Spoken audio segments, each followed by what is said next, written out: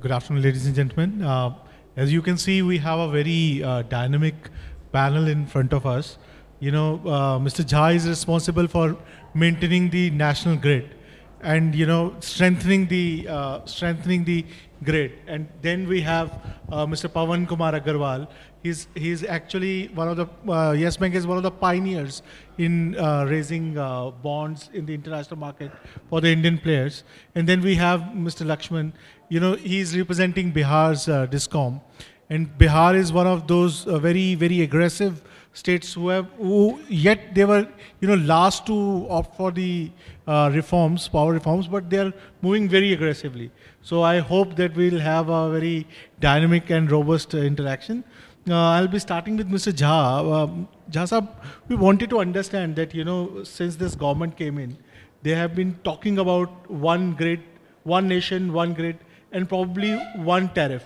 So, for that to happen, Power Grid needs to strengthen its operation. Power Grid needs to strengthen its infrastructure. So, how are you moving in, these directions?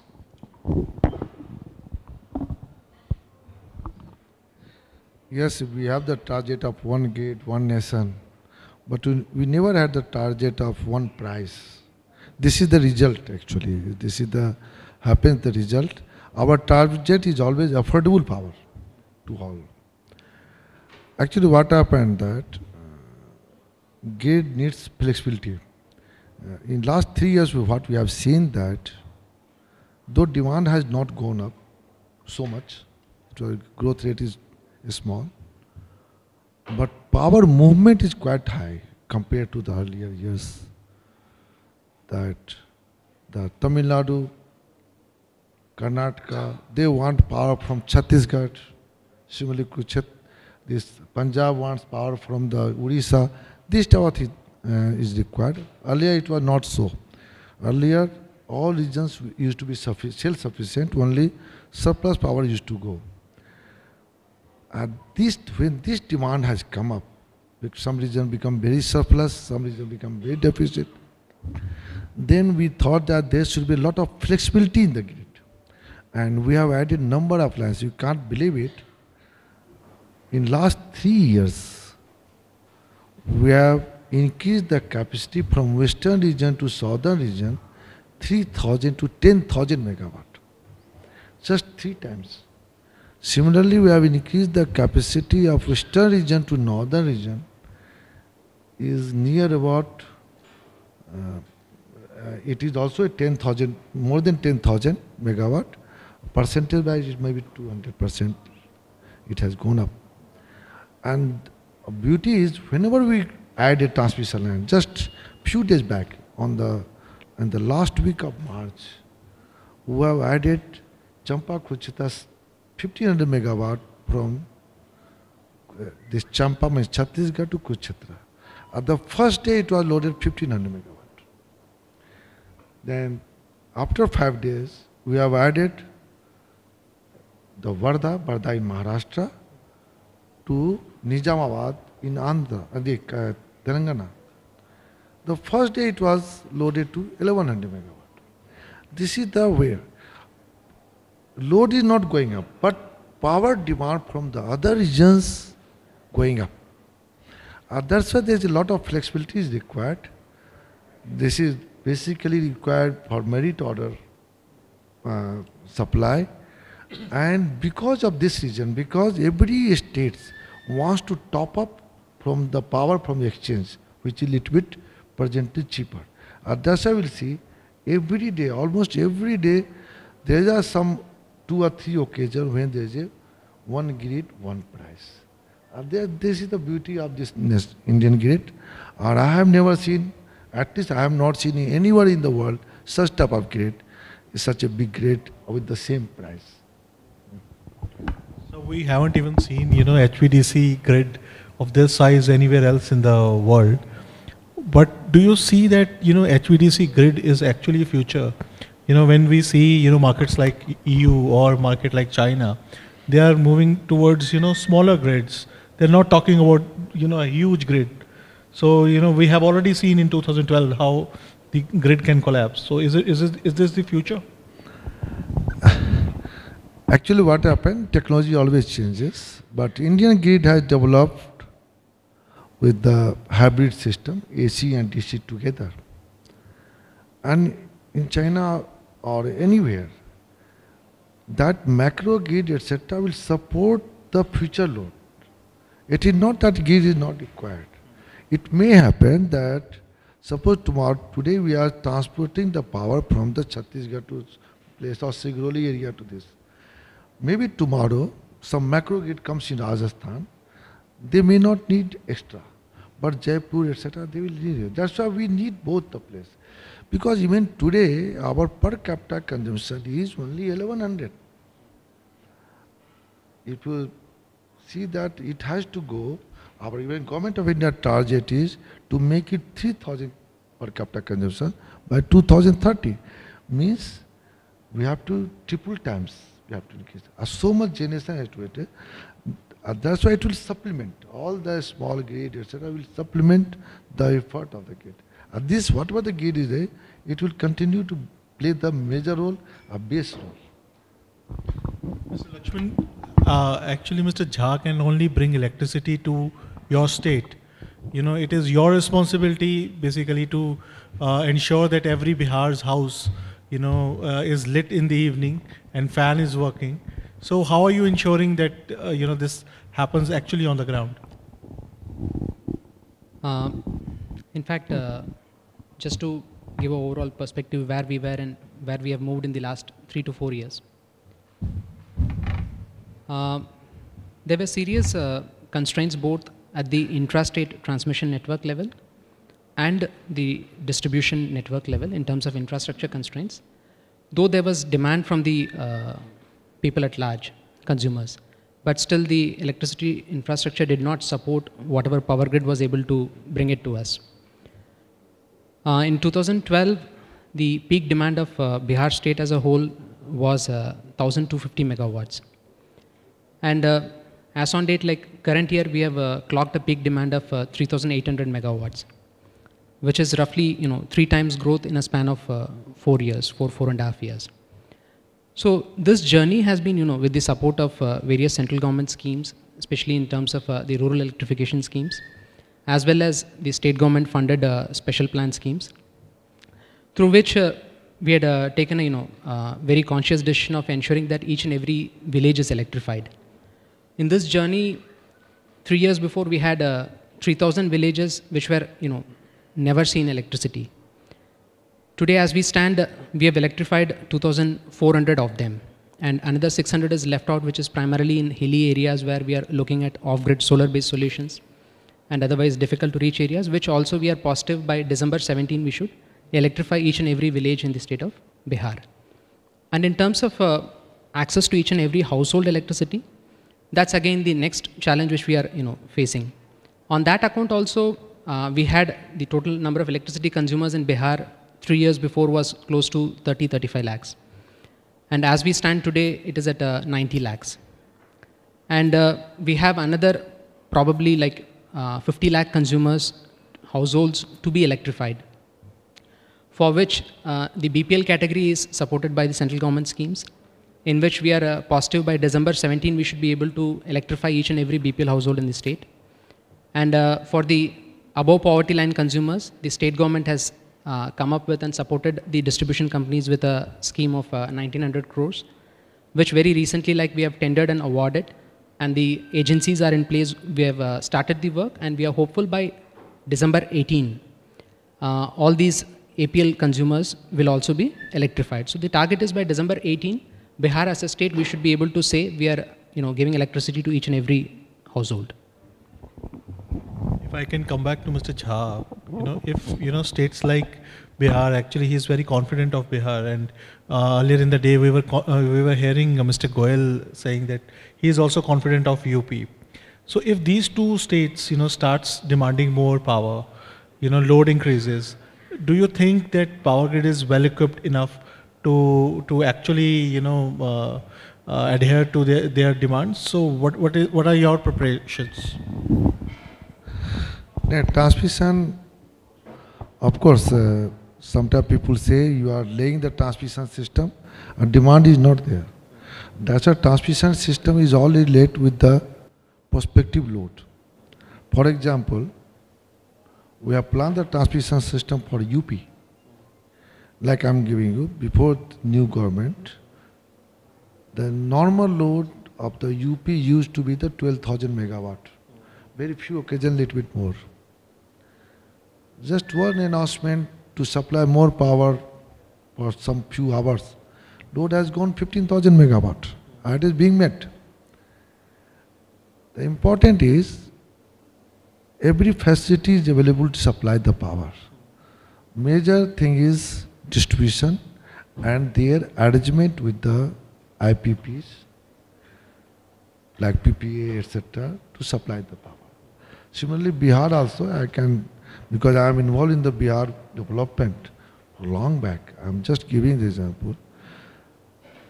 When I joined NTPC in 1982, its load was Jharkhand, Bihar together is 700 megawatt. And UP, whole Delhi load was 700 megawatt. Full Bihar, Jharkhand together is 700 megawatt. Delhi alone was 700 megawatt. Then for a long time, when it was divided, it remained 1200 megawatt. Then the second election of Nitish Ji has come. By the time last election, it has gone 2400 megawatt, 25 megawatt. Overnight, within months, it has been doubled. And after that, after completion of 1 year after election, today it is 3600 megawatt. This is the way. Means load is there. Similarly, we have planned the system. Like in Bihar, there are number of systems which can supply. I cannot say that, suppose Bihar wants at Purnia itself, whether at Purnia capacity is there or not, but in totality Bihar has the sufficient power to supply. Even in Bihar government also making the lot of intrastate transmission system. Like we have the joint venture company with the Bihar. We are extending it. That will make the Bihar capable of more than 5,000 megawatt to draw. That the system is very strong because we are planning that we never thought that demand will stuck here. That's why we should not worry for the load growth. Just try to increase the load. So the load growth will also happen with more and more renewables coming into play. So we are hearing a lot about green corridor. So if you can throw some light there, that Should I? Yeah, please. Actually, renewable energy, the supply, load growth had the two factors. People says one is the design load growth was not capable because money was not there. We have seen that after Uday, little bit improvement is there. Load has gone up. A second is industrialization. The industrialization part I'll touch later on. It depends upon lot of things. He will put some light. But as on day, the way IPDS Din Dayal Upadhyay is going on, and the way public is demanding the power, it will not possible for distribution company to set the load to meet their finance. That's why it is they have gone into Uday. Once their finance will be clear, once the household connection will increase, the way country will progress, additional demand like industrial etc., it will grow. It will depend the way the policy is being made. Government of India is announcing, all states are doing. I am very sure within a few months it will show the sign of increasing the load. So we are expecting that once this green corridors comes on, the reverse bids which solar and wind go through, the tariff may go down further. So what is your take? Tariff, how? Actually, it will not depend on the energy. It depends upon once load will go up, tariff will come to the place where it should be. Today, tariff is basically because of the competition, tariff has gone down. There are some generators, they want to sell the power, they don't have the PPA, but they want to sell, at least they want to refund the debt. These, all the things playing the role. Because today's generation is more than the demand. Once demand will come up, of course, now it is not the chance that you add lot of profit, because transmission is available. If you are not doing the good service, they will take the power from others. That's why price should be controlled, but certainly it should be at the break-even point, so that the generating company should not make a loss.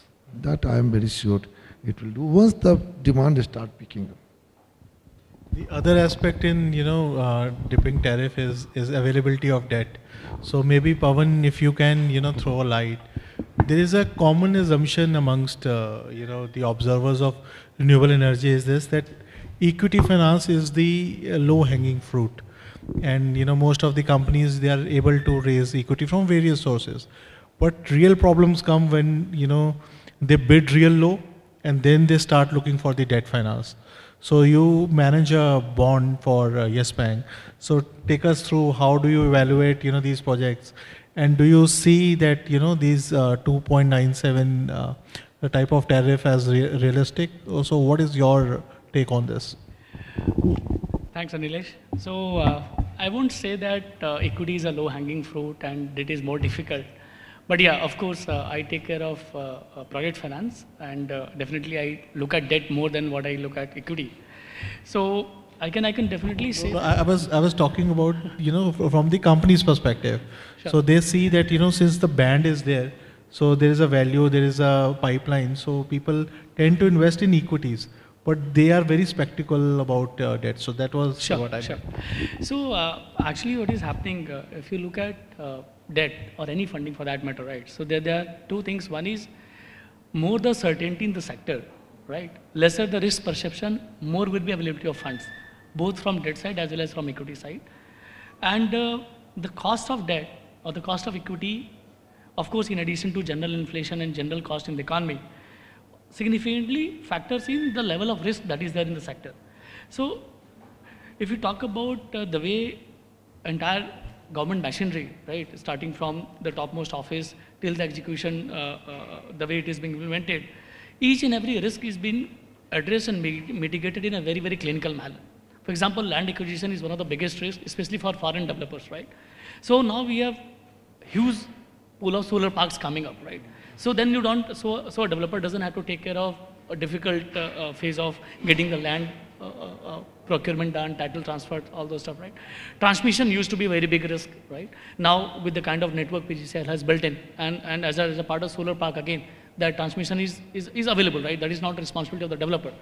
So once you put all those mitigants in place, the availability of financing significantly increases.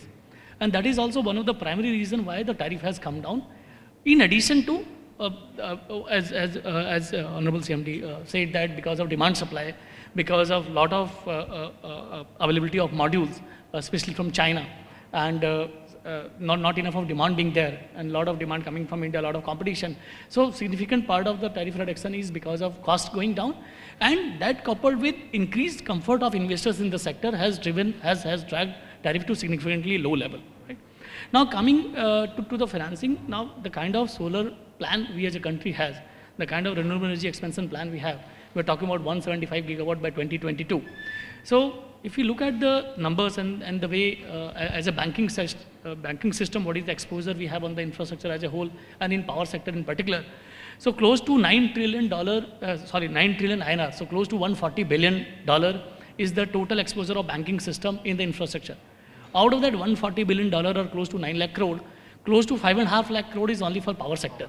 So more than 55%, 58% of the total exposure of entire banking system in the infrastructure is concentrated in power sector, right? If you talk about this 175 gigawatt renewable energy plan, only this renewable energy piece, which is one small piece of the total power sector, right? We have thermal, we have gas, we have hydro, we have transmission, entire value chain of power sector, renewable being one important part. Only this part alone will need close to $100 billion of additional funding. 80 billion cumulative exposure of banking system across value chain of power sector, 100 billion requirement of only renewable energy sector. Now that banking system will not be in a position to continue to fund, right? Now banks are in a very good position to underwrite construction risk. hold assets till they're stabilized. The problem comes that, for example, we talk about a 25-year project and say 18, 19-year kind of loan. In that 18, 19-year period, close to 6 months, 9 months or 12 months is by the time you construct a project, right? Another 6 months, you stabilize the project, you raise the first bill, the payment starts coming in. So generally, within a period of 2 years, your project stabilizes, right? After that, remaining 16 years, there is no fun for bank actually to sit on that annuity kind of cash flows and continue to increase exposure in the sector, because that limits banks' appetite to do incremental lending for new project. So what is extremely important is that we need to have very well-developed corporate debt market, right? We need to have many innovative refinancing, take-out financing, credit enhancement mechanism, so that banks' exposure in operating projects can be taken out. If you look at Indian bond market, Indian corporate debt market, so they are largely driven by AA and AAA issuances. So close to 80% of the total value of bond market is concentrated with AA, AAA issuances. Whereas the projects, the renewable energy projects that we are talking about currently, even if they are commissioned, stabilized, everything is there, everything is certain, still you won't get a rating of AA, AAA. At best you will get a rating of say BBB plus, maybe in some cases A minus, right? So what is important is that there has to be suitable credit enhancement mechanism in place, so that the rating of those projects or those loans can be taken to say AA plus kind of level, so that you can find a lot of pension funds, insurance funds, other long-term investors who want a long-term consistent yield at a reasonably low return. So they can take out banks' exposure, banks get that money free, they again redeploy in creation of more and more infrastructure, green projects, right? So that is one. Second, if you look at, even though the foreign money is available and long-term foreign currency, long-term foreign money is available, but the hedging cost is extremely high, right? We talk about, we hear Minister Goyal, we hear many other government officials talking about very low-cost long-term fund being available across globe. But when you raise that funding and you have to actually fully hedge it, ideally, because otherwise your revenue and expenditure, everything is in INR, then you end up having a landed cost which is very similar to what is INR borrowing. So, so there are 2-3 things. One is that for the period in which the currency hedging is liquid, for example, up to 5-year period, then you can assume that market price is almost okay, right? While if you look at the historical depreciation of INR vis-a-vis US dollar, it has been in the range of 4%, a compounded annual depreciation rate. For Indian rupee vis-a-vis US dollar for 5-year, 10-year, 15-year, 20-year, we've done that study, that is close to 4%. Whereas the hedging cost is close to 6.5%. But the bigger problem is you don't get hedging products available for a longer tenure of say 10, 15, 20 years. So these kind of loans or these kind of projects which require 18, 20 year kind of loan, you will not get a corresponding hedging instruments available. If you do that, it will be very, very costly. You will get at say 8.5, 9%. So something need to be done. We hear a lot of commitments from say KFW, ADB, IFC, World Bank. There was a UK delegation. There is an Australian delegation. So we have a lot of commitments and supports from many multilaterals and other softer schemes available. If we can leverage as a country, wherein we can partly mitigate at least the incremental premium because of lack of liquidity, which is not purely justified by volatility and other stuff. If that can be taken care of, probably a lot of foreign currency, low-cost debt can also come in the sector. We have heard these two gentlemen talking about, renewables. But, when we see Bihar's portfolio, there are some microgrids, but, the bigger players who want to set up their units in Bihar, they still stay away. So how do you see, Bihar moving ahead? Because I believe you have 75% long-term contracts, and if you have to actually reduce the tariff, you need to bring in, these renewables, which are now much cheaper in tariff. So how Bihar is moving to diversify its portfolio? In terms of the overall power purchase portfolio of Bihar, the average power purchase cost comes to around something like 4 rupees 20 paisa. So over the last couple of years, what we are doing is like, whatever new PPAs we are looking for below the benchmark cost, one. And second, like we have gone in for, instead of standard central allocation in which you get power allocations from the central PSUs, we have gone for a open market bidding process.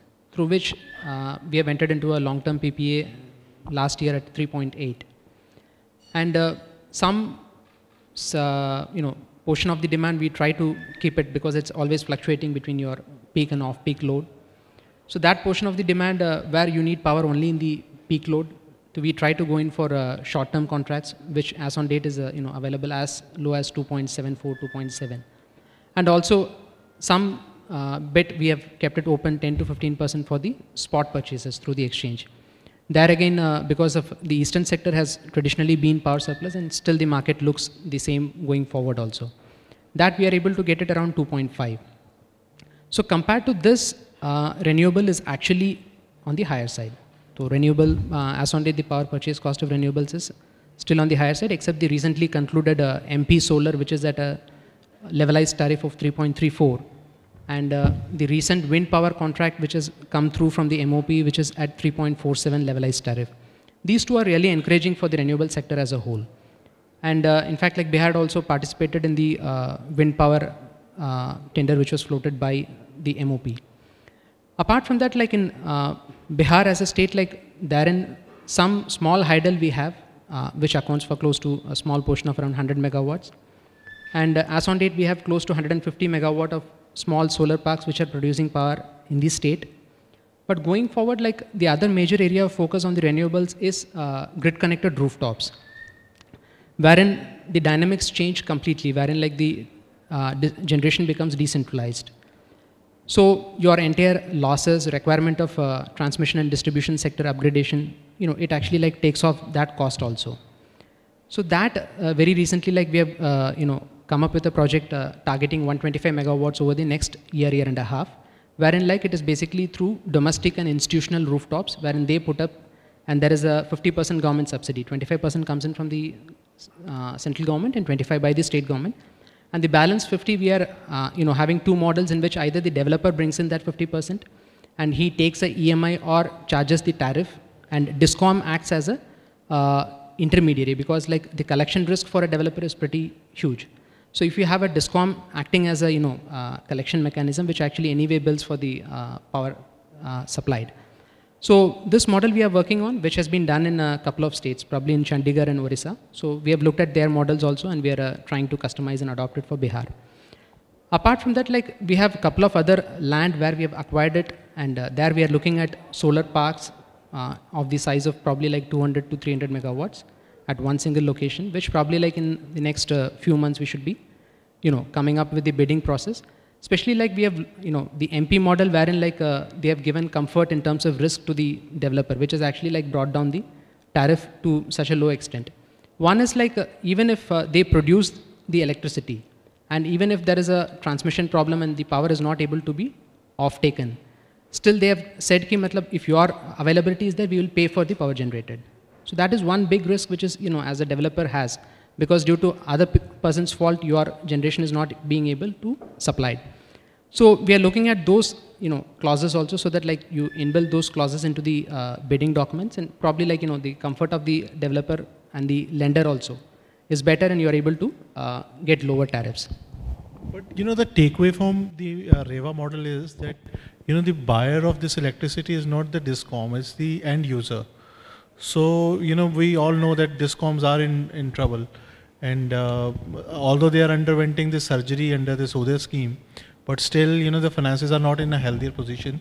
When we talk to the investors, they are also not confident of Bihar's financial health, especially when there is a pendency of so many electricity bills which were not adhered to. So how will you ensure that the investor gets this risk mitigated? One thing is like having a concrete payment security mechanism built into the contract, so that their payment is kind of guaranteed, like you have a LC, which gives them a lot of comfort. And renewables have a priority in terms of merit order dispatch. So in terms of schedule, they should not have an issue. But as on date, after Uday has come in and with the state government support, at present, whatever was the accumulated liabilities of the DISCOMs, they have been cleared in the last financial year. So kind of like, we are starting with a completely fresh slate. And second thing on the revenue front, in terms of the distribution company losses, we have been working, that is one of the key challenges which we as a company foresee in the next 2 to 3 years. Last 3 years we have been working on it. When we started the power sector reforms in Bihar, the accumulated technical and commercial losses were at 59%. And the just concluded financial year, we have come down to probably around 40. So which is a 19% reduction over the last 3.5 years. And going forward, like we have set ourselves a trajectory of probably, trying to reach 15 by 1920. And we are pretty confident that, with the initiatives which we have taken up on the revenue front, especially on the billing software, that has been one of the key issues which as a company we were facing, which we have more or less, tried to address by putting in ERP, SAP as a, software in the urban areas, and as well as having our own software developed with the partnership of NIC for the rural areas. And we have started spot billing over the last 1.5 years. That has, started showing positive results in terms of consumers getting bills in time, correct bills. In terms of disputes, it is coming down. So going forward, the next couple of years, what we are looking at is like in terms of proper energy accounting, so that we have all the system meters in place in terms of feeder meters, DT meters, and trying to index the consumers based on a GIS index, and try to tie up your losses to particular feeders or particular DT so that you're able to attend to it. And second thing, in terms of the advanced metering solutions which are available in terms of prepaid smart meters. So that is another thing which we are seriously looking at. We have had small pilots. Probably like going forward, we should be taking up the bigger towns and going forward with prepaid smart metering, which also we believe should seriously bring down our operating costs as well as cut down the risks on collection front. Pawan, if I can take a liberty and ask you, if Discom comes up with a a park like what Mr. Lakshman is suggesting, are you comfortable financing those projects? Or if there is a end user, there's an institution like in Reva's case, there is a Delhi Metro is one of the principal procurer of electricity. So where are you more comfortable? Okay, see, there are pros and cons of both the both the counterparties. And just to clarify, in Reva also, DMRC is only a part of the off-taker. Majority remains Discom. Of course, the arrangement is slightly different, and they have tried to make it as secure as possible, right? But if you look at so one risk that is being talked about is the way tariffs are falling. So the earlier PPAs having higher tariff, so there is a very normal propensity, tendency. I'm not saying defaulting, right? Because let us go by the principle that all parties, especially the larger parties, they are more likely to honor contract than defaulting, right? Only because tariff has gone from 9 to 6 doesn't mean that they'll start defaulting on 9. So none of us are thinking on that direction. But what happens when the tariff is coming down? Probably it may give a lot more reason for people to see if there are legal ways and means wherein probably they can try and find out some legitimate excuses, very valid legal way of finding out if they can slightly reduce the offtake under that. But very honestly, this is being talked about in the private sector corridor.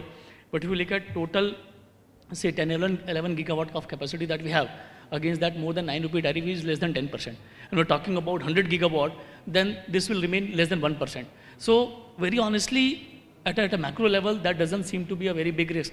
But just going by, trying to pick up a point, trying to respond to your specific question, what happens when you have a government counterparty versus when you have a private counterparty? Generally, there is a general belief in the investor community that probably private parties are more likely to look for all possible legal ways and means wherein, of course, they are not classified as a default, but probably they may find to see if there's any reason to renegotiate the PPA within the available boundary in the PPA. That thing may not be there in case of Discom, right? So you will be very surprised to see that when we are doing say long-term funding now of course the SECI and TPC and these kind of structures are prevailing over the Discom PPA. But if you go about 2-3 years back, it was all Discom PPA, right? So even with a relatively poorer rated Discom, because majority of the Discoms are not having very strong financials, right? So even with those low rated Discoms, you will see a lot of investor interest both from equity side and lender side to commit for a 25-year kind of investment. So, so while the immediate response looks like that, if you have a A-rated private counterparty versus a triple B rated government party, one may think that probably A-rated private counterparty could be better. But the way this entire structure is, what we believe that investors are giving a lot more weightage to, especially for a very long-term contract, to even relatively weaker rated discom as compared to high rated private sector. So it's very difficult actually to have a very straightforward answer. It's not that a private party will definitely command much low tariff, much low rate of interest and will attract a lot of funding. You know, at a speed which most of these solar parks are coming up, so that also creates more and more challenges for the green corridor. Plus now there is a requirement that, you know, these transmission lines to procure electricity from these solar parks need to come faster than the speed at which, you know, these parks are being constructed. So how, you know, Power Grid is managing this challenge? See, actually there is a issue with the renewable energy because of this variability and this. Otherwise, if you consider that it is the source of power at a particular time, it is very helpful. Because as you are mentioning, whether you are ready for the increased load, what is happening today? We are pushing the power from the eastern belt, like Siroli, towards Rajasthan by HVDC AC line. Suppose 1000 megawatt is coming up. And then we put up the solar power in Rajasthan, 500 megawatt.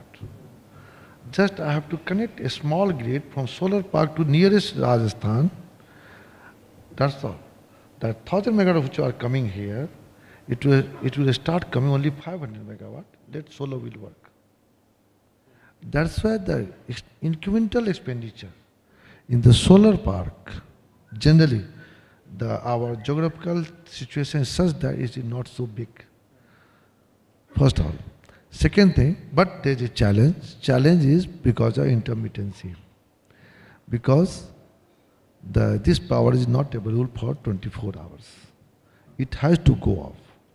That's how we need a balancing. Secondly, sometimes all of a sudden generation can reduce. At that time, we need grid stability to sustain it, not only balancing. This is exactly about green corridor. Green corridor doesn't mean only transmission line. Green corridor consists of 3 components necessary to integrate. One, we are putting like he mentioned, that now the solar park who is developing getting more confidence, because in priority we have developed a transmission line. Like we are green corridor starting from the Kutch area, Bhuj, it is going up to the Punjab. Yeah, this is a high capacity corridor we have developed it. It is connected to Mudra. Mudra, it is going Bhuj, Banaskanta, then Chittorgarh, Ajmer, then it is going to Moga. It is connected. It is carrying Moga power. It will carry this Mudra power. And then some solar will come, it will just look open in this corridor. That's all. It will go into the gate. We are integrating very well because the variation, percentage wise, because it depends upon, stability depends upon how much has been varied. Suppose there is a small body, if 50% of the load has changed, it has a lot of impact. But if it is big load, a same 50 megawatt has gone, but it constitutes only 5%. It will have less impact. And that's why we are integrating all the resources to all India grid. And that's why its impact will be reduced. Still there will be impact. To take care of what we are doing, we are establishing the STATCOM. This is the dynamic power compensation. What is that? This is working as a shock absorber that we are placing at 14 stations all over the country. So that if there is whenever there's some renewable generation going up and down, this shock absorber will hold it, the oscillation of the grid. Thirdly, we are doing the preventive action. Like if we have the good forecasting, good thing, then we'll be better prepared. That's how we are setting up REMC, Regional Renewable Energy Management Center. That we are placing it at 11 places to control it. These are the three things which is necessary to get control. As on date, as per balance is concerned, that is also a concern, but today we have the enough generation that it can balance. Now only major issue will come is the transition phase. Just it has gone up and the major the conventional energy will come up. In between somebody should stabilize. The CRC, all the things they have released the staff paper for battery storage, for grid stability purposes. Not for it will supply for 8 hours, not that. We need 1 hour, somebody should support transition. All the things are being taken care of so that we can handle all this. So we're talking about, the forecasting technology and, the other things. But we have also seen that wind is very unpredictable. So is there any mechanism by which we can improve our scheduling pattern so that this uncertainty of wind, in absence of forecasting technology, can be accommodated into the system rather than getting into that 15 minutes forecasting which is required right now? I'm not aware. Sir, earlier in the day, the minister was talking about South Asian, connectivity of energy requirements. So electricity is one of the major things. So now we understand that India is a net exporter of electricity. So power grid has a major role to play. So if you can explain it to us, what sort of plans are these? Can we see some more activity in coming days? Yeah, actually, there is a government of India motto to stimulate SAR grid. And our situation is such that if you see the Bhutan, Nepal, have a lot of hydro potentials, but they don't have the sufficient load. If they develop the power plant to meet their demand only, it will not be economical viable. Same with Bhutan, same with Nepal. If they develop big power plant, supply the demand to somewhere, then they get the economy. India is the ready-made here to have a big demand centers. One beauty.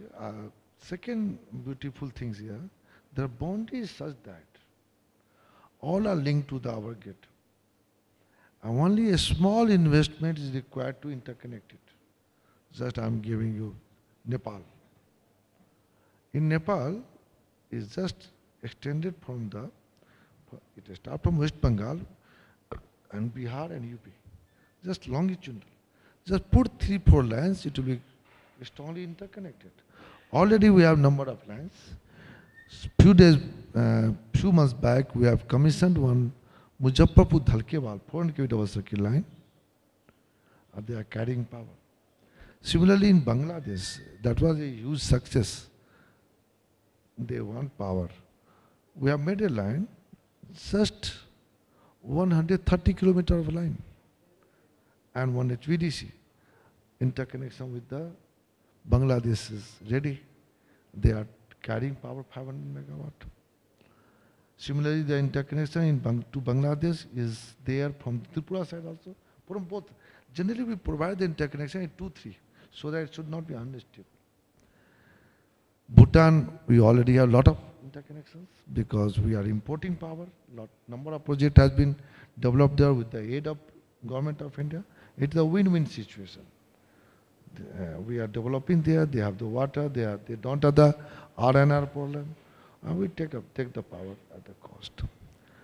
That's why there's a lot of focus in the SAR grid. They're connecting to this. There is a proposal for the Sri Lanka also. We have already made the report, that is sea land cable. And discussion is going on the joint steering committee under the secretary, both the secretary are already constituted. One visit they have already made. Any time it can be streamlined. That's why things are there. We have the power. No, we are selling it, but it is not the, according to me, it is not only the market. Market is one part. Actually, the IPP today is blooding. At that time, they are getting the dollar. It's very good. But at that time, they are giving the good feeling. We are supplying power to our neighbors. There is a lot of good relations. But sir, when country is reeling under, load shedding, it becomes politically very, very dicey situation that Bihar, UP and, other parts are reeling under power cuts and the demand is not coming up there. And we are supplying electricity to Nepal, Bhutan and becoming net exporter. How will it benefit, common consumer like me? So in real sense, load shedding not because of power availability. You can ask any IPPs. Power is available. In fact, if you consider, according to me, if you are thinking in pure business, not political, not other long-term relation with the neighbor, etc. From business point of view, having a diversified customer is always good. If I am the IPP, I am supplying Bihar, I will supply 100% power, but at the same time, if some customer is there who can give me dollar all the time, it is always good. That's a business profile. That's why today, so many IPPs are ready to supply power to Bangladesh. The perception that when we are supplying power to Nepal, like it is at the cost of the local consumers, that is not the case. Even Bihar distribution companies, we supply power to Nepal.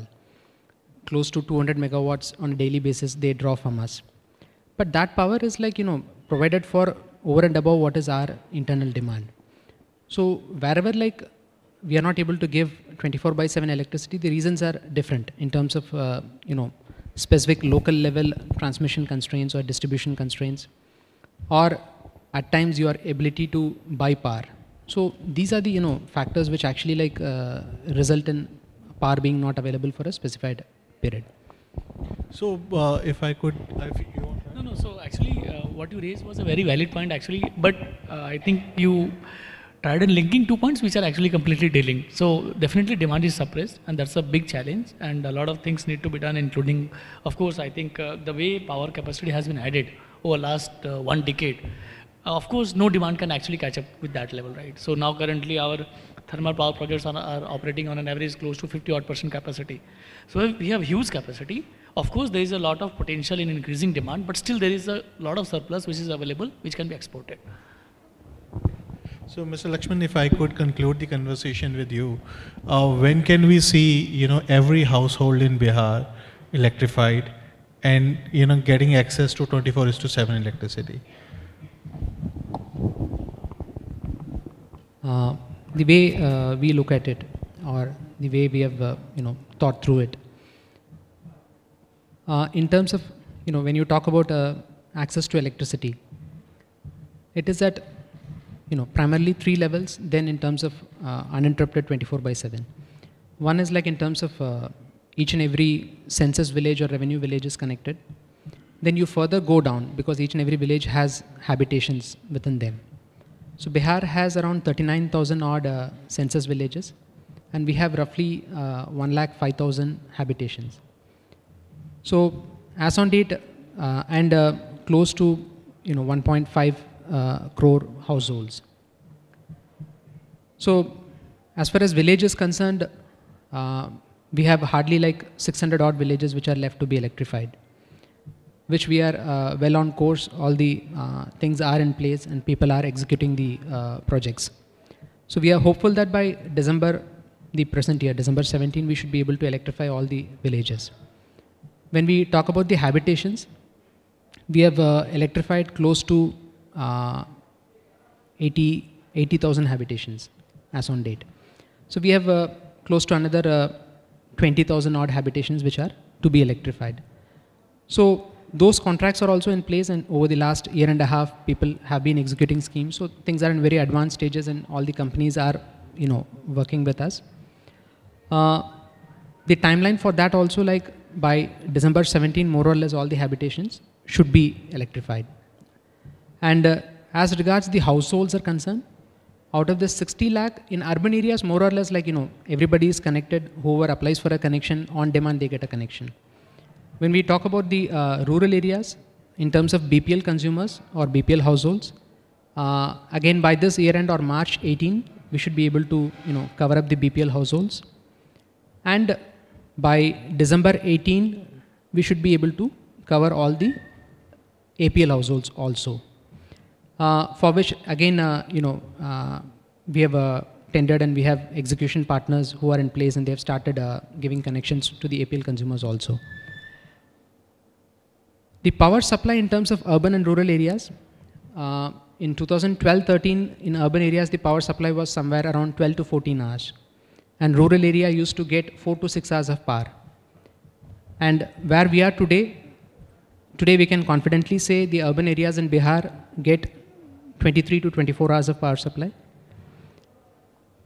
And the rural areas of Bihar get not less than 18 hours of power supply. 18 hours. So from 6, we have moved to 18 hours of power supply over the last 3 years, 3.5 years, you can say. That is reflected in the per capita consumption also. Bihar is one of the states having the lowest per capita consumption of energy. It was in 2012 or 13, it was at 100 units. So in the last 3.5 years, we have reached 300, almost 200% growth in a span of 3.5 years. So we are confident that going forward in next probably 3 years time, in terms of 24/7 uninterrupted electricity to everyone. So we are pretty hopeful that we should be there. Best of luck for your endeavors. So we are opening this house for questions. If somebody wants to ask these gentlemen some questions. I'm B.M. Bhatia. I'm a lighting consultant. Basically, when you told that you see the losses had gone up to 59%, from 59% you have come down to 40%. It's really creditable. But the question which I want to ask, that how it is possible that the losses are going up to 59% and we are not taking care right from the beginning, that how every company or every city, I see that the losses are going hugely. So is it that up to some level, we start taking care that the losses do not go up to 59%, only after 59% we have started thinking that, okay, let us reduce to 40%. In fact, the way electricity energy sector was structured, probably it was not the best or efficient way of running that sector, because of which 2003 Electricity Act was brought in, which had given an overall framework for electricity restructuring, energy sector restructuring and reforms, in which the erstwhile electricity boards were disintegrated, and they were constituted into independent companies.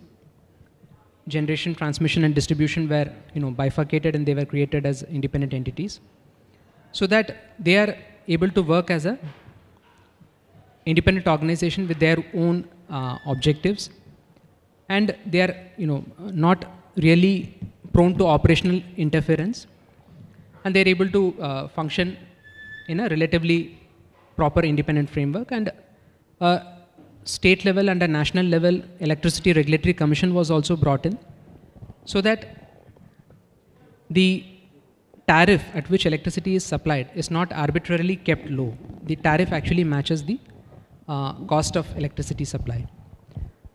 So these reforms started in various states at various points of time. Before these reforms, actually there were lot of issues which were ailing the sector. One, the tariff did not reflect the cost. That also contributed to the losses.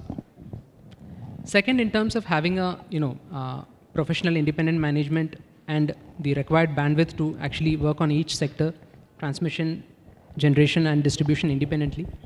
So all these issues put together, the losses were high. You can take the example of any state which prior to reforms what was the losses and post reforms what is. So Bihar started this reform process in 1213. Bihar was one of the last states to actually take up electricity reforms. In most of the states, it started in 2001, 2, 3, and somewhere around that time. So post the reforms, we have been able to, see the benefits in terms of improvement in each and every area of operation. To give you a small example, like before this entire reform process came in, the line hierarchy which handled the power supply operations, the revenue operations, and implementation of project was one. So that was not, the best possible hierarchy or the HR structure to actually run a business like this, wherein operation requires dedicated specialized cadre and revenue requires a different set of skills, and project execution definitely requires a different, dedicated hierarchy and a different structure and setup. So this was one of the, first things which was done post disintegration into companies. So like this, many other initiatives were put in place, and today we are seeing the results. And we are hopeful going forward, we have laid out certain plans as a part of, various Power for All document, Uday. These are some of the guiding framework documents which are in place as on date. So we are quite hopeful going forward. We should see the benefits, and ultimately it will translate into, more efficient and more effective cost of power supply to the consumers. Actually, what is your cost of collecting, electricity bill in Bihar compared to the national average, if you can help us with? In terms of the overheads, you can say, overheads would basically comprise of our own human resource cost and the operation and maintenance cost. Bihar as a state, like O&M and HR, which is our overheads, which is the fixed cost, that is at around 13%. It's if you compare with the discoms, it is probably probably on the lower end of the bandwidth in terms of the fixed cost. So we are not on the higher end of the spectrum in terms of running the company, in terms of collecting, billing, and systems. Maybe there could be a reason where probably we are on the lower side because we need more systems to actually come in. Actually to be more efficient and to reach a particular loss level, probably we feel that we should invest a little more on overheads, which we are doing, so that we reach at least 15%, which is a benchmark. Right now we are somewhere at 13. Myself is Bali Singh. I am an energy auditor. My question is to Mr. Jha. As India is having the most high transmission lines in the world, India is having the most extra high transmission lines in the world. So what is the range of transmission and distribution losses of power grid? In state electricity board, we know it is somewhere 50%, but what is the national level? No, if you consider the only transmission, it is around 3 to 4%. But what we are talking about distribution, they are starting the losses from the 33 kV onwards. That is 15% whatever it is. But in transmission, it is always, if you take all over India, because losses depends on the line length, so many things, etc. Taken together, it is 3 to 4%. So it is on a very lower side, but on a state level, if we see, it's on a very high side. It's on a national level, it's on a very low side, 3 to 4%. But if we see on a state level side, it is 30 to 60%. No, that's what I'm saying. What is happening? Actually, what is happening, both laws we have to differentiate. In transmission, it is a complete technical loss. I have seen the different states also. The loss is in that range. Maybe a little bit more in some state where EHV line is less, they are carrying more power. In distribution, there is a lot of loss. It is varying from, of course, 10% to 50-60%. Wherever there is a lot more loss, the major factor is the commercial loss. This is the distribution, all the thing, theft, billing efficiency, collection efficiency, so many things. That is the AT&C loss. I'm Agarwal from Terry. My question is, with more and more of renewable energy, particularly from solar, which is interrupted from time to time, this will you have electricity pricing on the basis of time of the day in not only Bihar, but let's say in different states? In fact, this is a evolving area. For instance, time of the day tariff, even today, we have for HT consumers, because we have that kind of metering equipments in place, which actually records consumption based on time. So in the peak hours, the HT consumers have to actually pay more, so that they are incentivized to consume during off-peak time. As we gradually move with smart metering coming in, wherein like you are able to, the meters are able to record, time of the day consumption. That should come in because that will actually like help demand side management. Because for a electricity distribution company, one of the key challenges is your load curve, which actually pushes you to commit based on your peak demand, because you'll have to tie up power for your peak demand. The demand between the peak and the off-peak is something like 40%. So this dedicated agriculture feeder is one of the key efforts wherein like you are trying to shift agriculture load to the off-peak time. Similarly, time of the day tariff will actually like help as and when like we are able to push metering in various categories. Like we have done HT, now we are targeting low tension industrial consumers. Going forward, we are looking at commercial and then domestic. And probably like with prepaid metering, smart metering systems, wherein like we are looking at entire towns, because the communication network of this meter is like you have to take up a geographical area. It cannot be individual consumers spread across the state. So wherever like this metering solution comes in, then gradually like we can implement time of the day tariff, which will definitely make consumers more sensitive to keep shifting their consumption of energy to off-peak times, which will benefit ultimately the consumers, because the distribution companies will be able to rationalize their, flatten their load curve, which will ultimately translate to lower power purchase costs. When we have got a similar theory, one nation, one tax, one nation, one railway freight, why not one price for the electricity, when Mr. Piyush Goyal in earlier conferences has advocated this theory? You said it is not like that, but I am aware there is constitution does not permit, because it's state and central, but we can really work on that concept also in a time. If I may respond from the state side. Yeah. If I may respond. In fact, like, this is a, it's a serious issue, like, and it is on the discussion tables. And it is being debated across various forums. In fact, the last Energy Ministers Conference, wherein like the central minister was there and state energy ministers were there, it happened in Baroda. And next one is scheduled in Vishakhapatnam on 28th of this month. So even in that forum, like this issue was raised. Because like, it's logical, because generation plans have come up at various points of time. And each generating station, depending on their location and other factors, like have different, cost of production of power.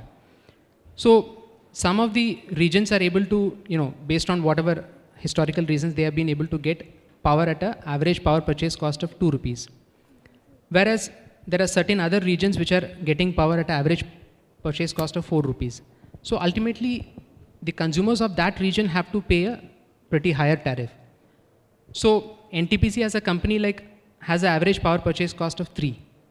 Whereas they are supplying, depending on the generating station, power to 5 rupees to some states and 2 rupees to some states. So, like, going forward, if, as is the case for many other commodities where you have a one price across the nation, this probably would, benefit certain states and benefit, maybe certain states will have to, pay a little more. So it's a very, dicey issue where a consensus have to be evolved. How do we actually, go through that process? In a simple way. See, whatever, but why we cannot achieve it? Because of the economic reason. Just I am giving the example. In southern region, we have the 4 states. Andhra, Telangana, Karnataka, Tamil Nadu, and then Kerala, of course. They all want to import 1,000 megawatt each. And they have asked the power grid, I want to withdraw it. Now I can plan the system, 5,000 megawatt plus contingency 2,000 megawatt, 7,000 megawatt is okay. But what will happen? It may happen that Tamil Nadu, who are taking the power from ILF's plant in nearby, they are feeling a little bit it is costly. And this time I want to import more. And they will start the 1,000 more. Subsequently, other will also think, we may draw. Means it can go on. If you want to design the system for one price, in real sense, Whatever the generation plant in the 4 states, add it, add the transmission line. Then only you can achieve. Otherwise, we can guess only that let us have a 10,000 megawatt. That is most of the time sufficient. Second issue, I'm saying, all the time, price play the role. Because we should not make a system so freely that not a single IPP, single generating station work at the local stations. Everybody start importing only. One time it happens, there's so much load will come on the transmission. From technical reasons, always it is good. Always it is good. I'm telling pure technical basis. In the major load center, we should have little bit local stations, local generation. This I am telling, being a transmission man, don't depend all the time, 100%.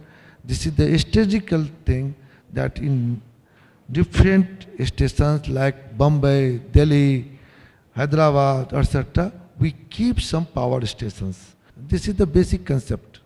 It was wonderful talking to you, and we learnt a lot.